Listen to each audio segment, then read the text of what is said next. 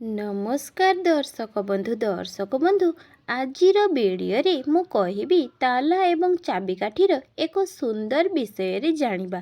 दर्शक बंधु आपण आपणकर घरर मुख्य द्वार ताला किंबा चाबिकाठी को लगाई कि झुलाउछंती कि ताला एवं चाबिकाठी को एणे तेणे रखी दउछंती कि ताला एवं चाबिकाठी लुहार किणी घरर मुख्य द्वार रे झुलाई रखुछंती कि जदि एपरि करूछंती कौन ताला एवं चाबिकाठी एणे तेणे रखी दउछंती कि जदि एपरि करूछंती तो वीडियोटी को संपूर्ण देखंतु शेष पर्यंत वीडियोटी को देखंतु।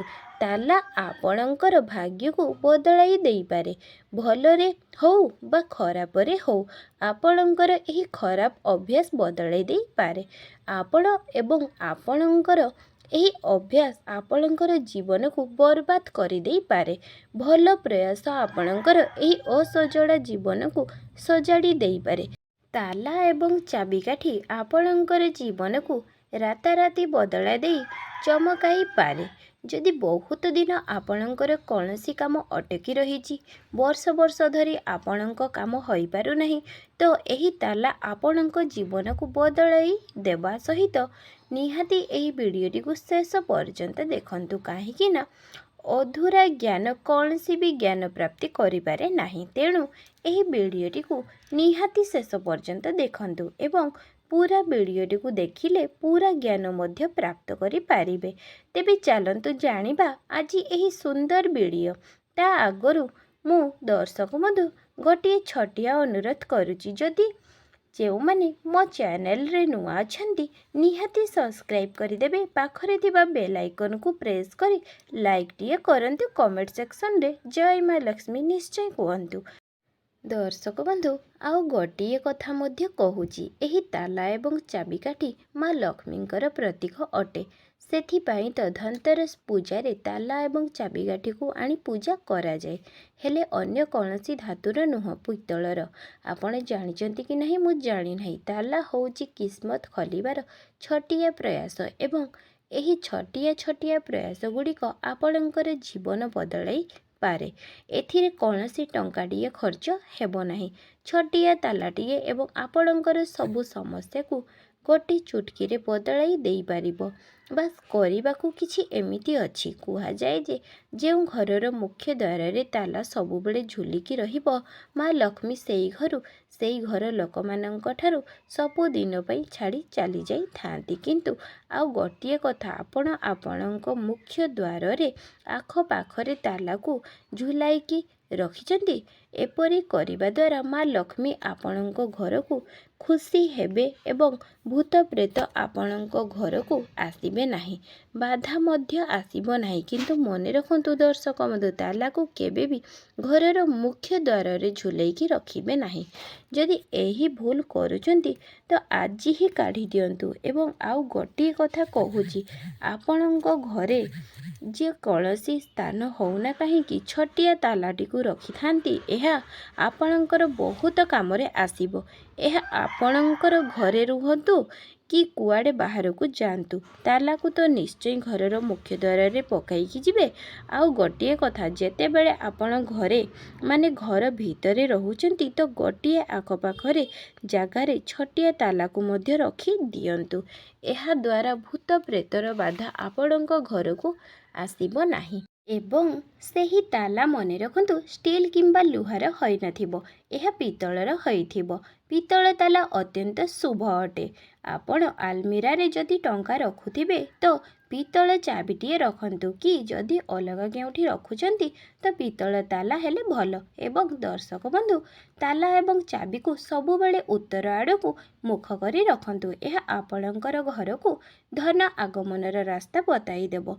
जेते टंका खर्च हेले मध्य कुआडू ना कुआडू आपणको घर को माड़ी आसुथिबो। दर्शक बंधु आपणक व्यवसाय ठीक हो जाइछि कि नहले आपणकर कौनसी एक कार्य अटकी जाइछि कि जदि कौनसी टंका आपणक ठारु धार नहीं देइनी, आपण निजर किस्मत को सबुबेले ठकर खाउचंती कि सदा सर्वदा निजर भाग्य को दोष दउचंती कि एपरी करूचंती तो एही उपायटी निहाती करंतु।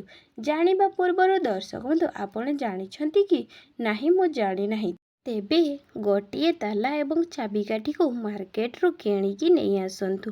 ଛୋଟିଆ ତାଲାଟିଏ ଖୋଲିବେ ନାହିଁ। ନିଜର ଘରର ଆଖପାଖ 3 ଛକ ଥିବା ମାନେ 3 ଆଡ଼ୁ ଯାଇ ପାରୁଥିଲେ ମାନେ ଏପଟୁ ରାସ୍ତା ଥିବ, ସେପଟୁ ରାସ୍ତା ଥିବ ଏବଂ ପଛପଟରୁ ବି ରାସ୍ତା ଥିବ।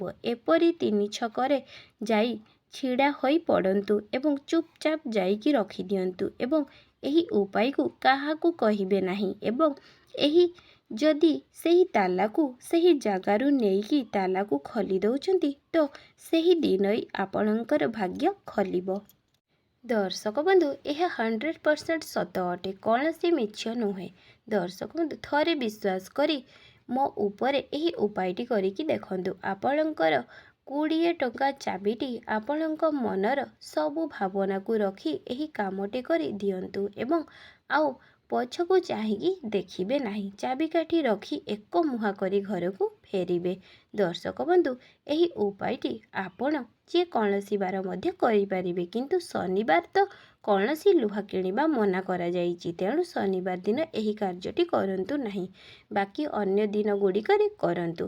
ତେବେ ଦର୍ଶକ ବନ୍ଧୁ, ଏବେ ତାଲା ଏବଂ ଚାବିକାଠିର ଆଉ ଗୋଟିଏ କାର୍ଯ୍ୟ ମଧ୍ୟ କହିବି। ବହୁତ ବ୍ୟକ୍ତି ବିଶେଷ ଅଛନ୍ତି ନିଜ ବେକରେ ଚାବିକୁ ଧାରଣ କରିଥାନ୍ତି। ଚାବିକାଠି ହେଉଛି ଖୋଲିବା ବନ୍ଦ କରିବା ମାନେ ଧନ ଆସିବ, ବନ୍ଦ ହୋଇଯିବ। ଧନ ସବୁବେଳେ ଆସୁଥିବ। ଆମେ ଯେତେବେଳେ ବି ଘରୁ ବାହାରକୁ ଯାଉଛୁ ପୁଣି ଆସିବା ପରେ ପୁଣି ତ ଖୋଲିଥାଉ, ସେମିତି ଧନ ଆସିବ ପୁଣି ଯିବ। ଏହା ହେଉଛି ମା ଲକ୍ଷ୍ମୀଙ୍କର ପ୍ରତୀକ। ମା ଲକ୍ଷ୍ମୀ ହେଉଛନ୍ତି ଚଞ୍ଚଳା। ଆପଣଙ୍କର ଘରକୁ ଆସୁଥିବ ଏବଂ ଧନ ଯାଉଥିବ।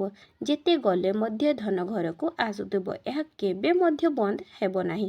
ଯଦି ଆପଣ ଚାହୁଁଛନ୍ତି କି ଆପଣଙ୍କ ଗଳାରେ ଗୋଟିଏ ଚାବିକାଠି ଧାରଣ କରିବା ପାଇଁ, କେବଳ ଚାନ୍ଦିର ରୂପାର ଚାବିକାଠିଟିଏ ଶୁକ୍ରବାର ଦିନ ନିଜ ଗଳାରେ ପିନ୍ଧି ପାରନ୍ତୁ। ଏହା କୌଣସି ବି ବାସ୍ତୁ ସମସ୍ୟା ପଡ଼ିବ ନାହିଁ, କୌଣସି ବି ଅସୁବିଧା ହେବ ନାହିଁ। ଏହା ଆପଣଙ୍କ ଉପରେ ନିର୍ଭର କରେ। ନଚେତ୍ ଏହି ଛୋଟିଆ ତାଲାଟିକୁ କିଣି 3 ଛକିଆ ଜାଗାରେ ରଖିପାରିବେ। ଛୋଟିଆ ତାଲା କିମ୍ବା ଚାବିକାଠିକୁ କିଣି ସେହି ଜାଗାରେ ରଖିଦେବେ। କେବଳ ନିଜ ଘର ଆଖପାଖରେ ଥିବା 3 ଛକିଆ ଜାଗାରେ ରଖି ଦିଅନ୍ତୁ।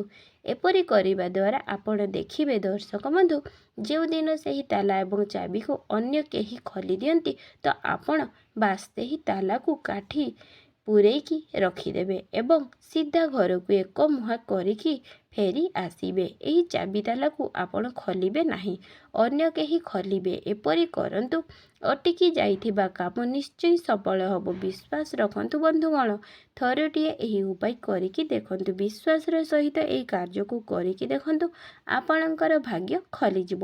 ନିଜର ଅନୁଭୂତିକୁ ଆମକୁ କମେଣ୍ଟ ଦ୍ୱାରା ନିହାତି ଜଣାନ୍ତୁ। ଆପଣ ଏହା ଆପଣଙ୍କ ବୈଷ୍ଣବ ବ୍ୟକ୍ତିଙ୍କ ମୁହଁରୁ ବି ଶୁଣିଥିବେ କିମ୍ବା ଗୁରୁଜନମାନଙ୍କ ମୁହଁରୁ ମଧ୍ୟ ଶୁଣିଥିବେ। ମୁଁ ମଧ୍ୟ ଏହି ଉପାୟଟି କରିଛି ଏବଂ ଲାଭ ପାଇଛି, ସଫଳ ହୋଇଛି। ଯେମିତି ରାତ୍ରିରେ ତାରାଗୁଡ଼ା ଚମକନ୍ତି, ସେହିପରି ଆପଣଙ୍କ ଭାଗ୍ୟ ମଧ୍ୟ ଚମକି ଉଠିବ। ବାସ୍ ଆପଣ ମା ଲକ୍ଷ୍ମୀଙ୍କର କୃପା ଆପଣଙ୍କ ଉପରେ ସବୁବେଳେ ବଜାଇ ରଖନ୍ତୁ। ଦର୍ଶକ ବନ୍ଧୁ, ଆଜିର ଏହି ଭିଡ଼ିଓଟି ଭଲ ଲାଗିଥିଲେ ଭିଡ଼ିଓଟିକୁ ଗୋଟିଏ ଲାଇକ୍, ସବସ୍କ୍ରାଇବ୍ ନିହାତି କରନ୍ତୁ। ଜୟ ଜଗନ୍ନାଥ।